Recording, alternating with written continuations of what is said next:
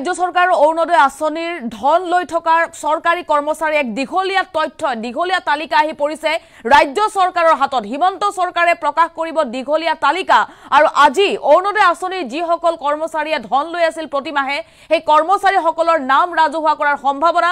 মহা বিপদত পৰিছে চৰকাৰী কৰ্মচাৰী। 682 কৰ্মচাৰীয়ে অৰুণোদয় আঁচনিৰ ধন লৈ চাকৰি হেৰুৱাৰ সম্ভাৱনা। আমি সবিশেষ খবৰ লৈ আহিছো। চৰকাৰে প্ৰকাশ কৰিছে, চৰকাৰে প্ৰস্তুত কৰিছে দীঘলীয়া তালিকা আৰু সেই তালিকা প্ৰকাশ কৰাৰ সম্ভাৱনা। অৰুণোদয়ৰ সুবিধা লৈ থকা চৰকাৰী কৰ্মচাৰীৰ পৰিব মহা বিপদত, হেৰুৱাবলগীয়া হ'ব 682 গৰাকী কৰ্মচাৰীয়ে চাকৰি। এটা ডাঙৰ খবৰে মুহূৰ্তত দীঘলীয়া তালিকা সাজু কৰিছে হিমন্ত বিশ্ব শৰ্মা চৰকাৰে। চৰকাৰী কৰ্মচাৰীয়ে হিমন্ত বিশ্ব শৰ্মা চৰকাৰৰ অৰুণোদয় আঁচনিৰ সুবিধা লৈ আছিল। মুখ্যমন্ত্ৰী হিমন্ত বিশ্ব শৰ্মাৰ ঘোষণা কাকো ৰেহাই দিয়া নহ'ব, সকলো জালত পৰিব। আজি 682 কৰ্মচাৰীৰ নামৰ তালিকা প্ৰকাশ কৰাৰ সম্ভাৱনা। সেই কৰ্মচাৰীসকলে হেৰুৱাবলগীয়া হ'ব পাৰে চাকৰি। গোপনে অৰুণোদয় আঁচনিৰ ধন লৈ আছিল চৰকাৰী কৰ্মচাৰীয়ে। একাংশ চৰকাৰী কৰ্মচাৰীয়ে অৰুণোদয় আঁচনিৰ গোপনে ধন লৈ আছিল প্ৰতিমাহে। অৰুণোদয় আঁচনিৰ সুবিধা 682 জন কৰ্মচাৰীয়ে লৈ থকাৰ তথ্য চৰকাৰৰ হাতত আহি পৰিছে। প্ৰতিমাহে 1250 টকাকৈ লৈ আছিল চৰকাৰী কৰ্মচাৰীসকলে। 682 জনকৈ নিয়মীয়া চৰকাৰী কৰ্মচাৰীৰ বিৰুদ্ধে লোৱা হ'ব কঠোৰ ব্যৱস্থা। এইসকল নিয়মীয়া কৰ্মচাৰী বুলি জনাইছে। অৰুণোদয়ৰ ধন ঘূৰাই দিব লাগিব 682 জন কৰ্মচাৰীয়ে। লগতে তেওঁলোক বিপদত পৰিব, হেৰুৱাবলগীয়া হ'ব পাৰে চাকৰি। ইতিমধ্যে বিভাগীয় তদন্তৰ নিৰ্দেশ জাৰি কৰিছে মুখ্যমন্ত্ৰী ডক্টৰ হিমন্ত বিশ্ব শৰ্মাই। এটা ডাঙৰ খবৰ, ৰাজ্যৰ চৰকাৰী কৰ্মচাৰীসকললৈ বিভিন্ন ক্ষেত্ৰত কৰ্মৰত চৰকাৰী কৰ্মচাৰীৰ প্ৰয়োজন হ'লে নাম ঠিকনা ৰাজহুৱা কৰা হ'ব বুলি কালিৰ দিনটোত প্ৰকাশ কৰিছিল মুখ্যমন্ত্ৰীগৰাকীয়ে। অৰুণোদয়ৰ সুবিধা লৈ থকা চৰকাৰী কৰ্মচাৰীৰ বিপদ বৃদ্ধি হৈছে।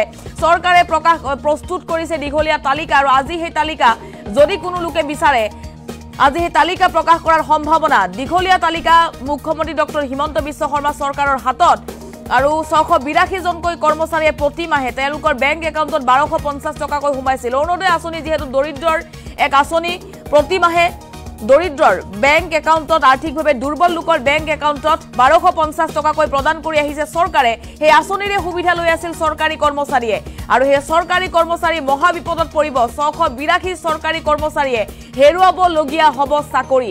এই মুহূৰ্তত মুখ্যমন্ত্ৰীগৰাকীৰ মন্তব্য আহি পৰিছে, মন্তব্য শুনক।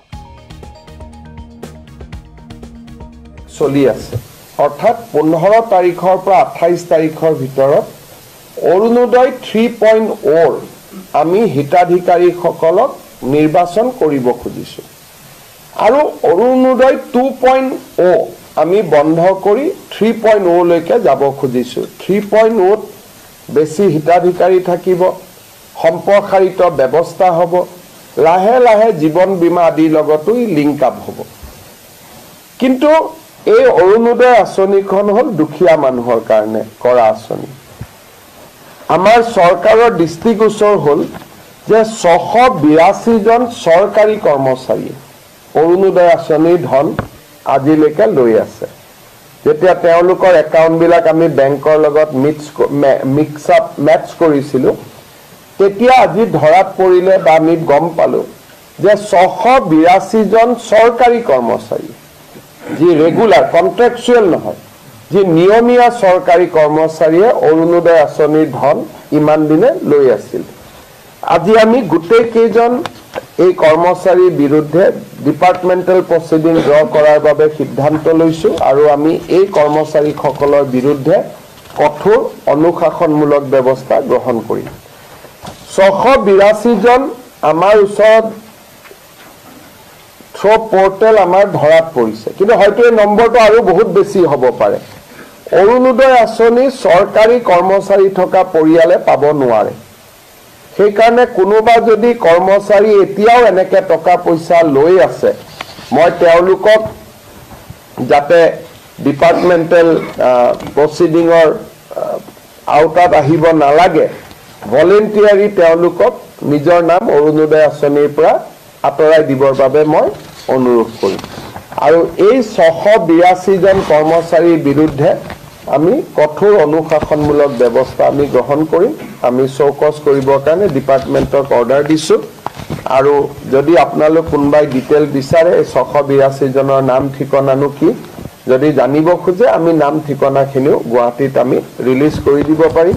বা কালি আমাৰ মন্ত্ৰী জয়ন্ত মল্ল বৰুৱা বিমল বৰাৰ পৰা আপোনালোকে অহাকালি লৈ ল'ব পাৰিব যদি আপোনালোকে বিচাৰে তো আজিকালি টেকনলজিৰ কাৰণে ল'লেও বহুত দেৰি ল'ব নোৱাৰে টেকনলজি ইমান ডিটেক্ট হৈছে ধৰক এজনৰ ঘৰত দুখীয়া নহয় কিন্তু ধনী এজনে ল'লে এতিয়া আমি ইলেক্ট্ৰিচিটি কনজিউম কিমান কৰে তাৰ পৰাও আমি ধৰিব পাৰোঁ যে মানুহজন ধনী নে দুখীয়া আজিকালি নিয়ম বহুত হৈ গ'ল যেনেকৈ আপোনাৰ ঘৰত 120 মেগাৱাট ইলেক্ট্ৰিচিটি কিলোৱাট আমি 120 ইউনিট খৰচ কৰোঁ এজন অৰুণোদয় বেনিফিচিয়াৰী নাম পালোতে 200 ইউনিট খৰচ কৰে তেতো দুখীয়া হ'বই নোৱাৰে গতিকে আজিকালি গভৰ্ণমেণ্টে প্ৰথম এমাহ দুমাহ কোনোবাই ল'লেও লাহে লাহে গভৰ্ণমেণ্টে টেকনলজিৰ জৰিয়তে সকলোখিনি চিনাক্ত কৰিব পাৰে এইবাৰ আমি 26 জনক অৰুণোদয়ৰ পৰা কাটি দিছো কিয় কাটিছো তে অৰুণোদয় লৈছে জিএসটিও পেমেন্ট কৰি আছে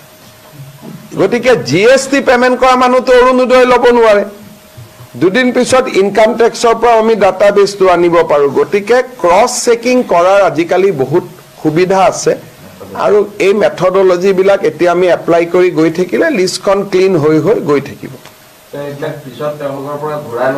এইখিনিয়েতো ঘূৰাই দিব লাগিব চৰকাৰী কৰ্মচাৰী সকলৰতো দৰমহাৰ পৰা আমি কাটি ল'ম গতিকে এইখিনিয়েতো ঘূৰাই দিবই লাগিব 682 যিমান অৰুণোদয় চাকৰি পোৱাৰ আগৰখিনি আমি নলওঁ পিছৰখিনিতো ঘূৰাই দিবই লাগিব অৰুণোদয়